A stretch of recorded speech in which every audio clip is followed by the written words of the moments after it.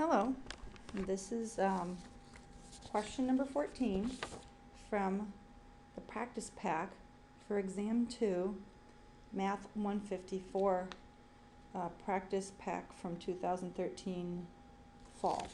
Okay, so the question is, draw a Venn diagram with 3 overlapping circles, as we did in class, and there's 3 sets, A, B, and C. You see they're all integers from 2 to 25, but something about integers from 2 to 25. And there's 3 sets. So you draw 3 circles, like so. All right? And then it might be useful in this case to say, well, I might actually forget some of the numbers, so I'll just sort of make a checklist over here. There we go. Because if I don't, I might leave somebody out. Now, this isn't always a good strategy, but there's not that many items that might go in these circles. So if all those guys we consider, is it in set A or B or C? And so we can label it A, B, or C, but it might be easier to figure out what we're doing if we give it a suggestive name like evens, primes, and squares, instead of calling it set A and set B, which is fine, and set C over here. So that's either or is fine with me.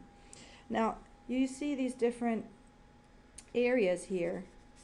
Not all of them are necessarily going to get used, but if something falls into 2 categories, you have to put it right in this, what I call this football region, or this sort of triangle region.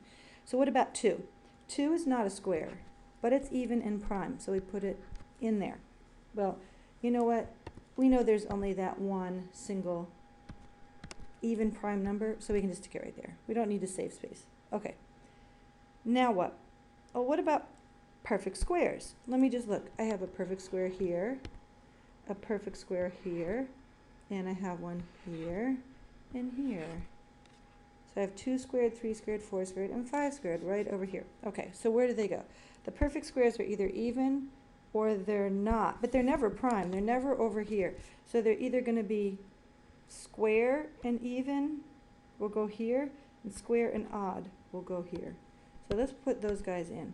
Okay, we have even squares are 4 and 16, and the other squares are 9 and 25.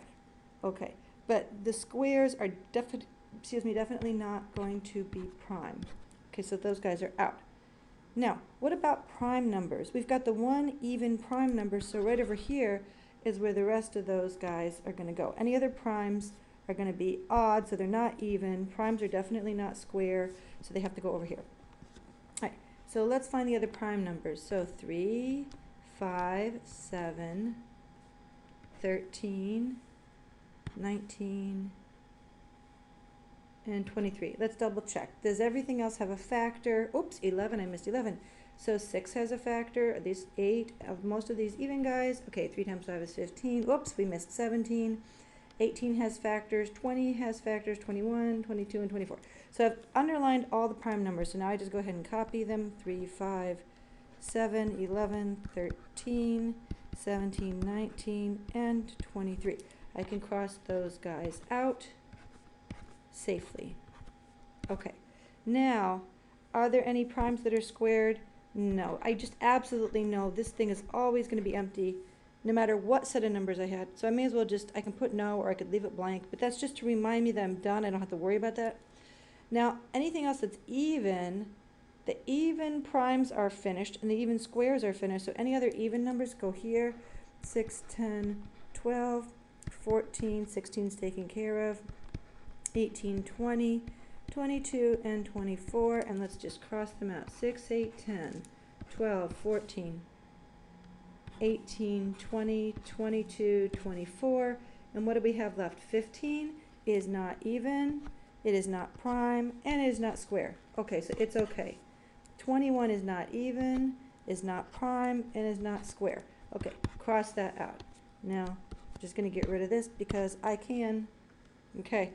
There we go. And there's the problem. And of course, if I'm on a computer, I can just do this and erase this This is all not necessary, or you could do it on your scratch paper if you're really a neat freak, but it's totally fine to leave it there. I mean, that's fine. You can leave all these little marks here if you want. I don't care. Okay, that's the end of this video.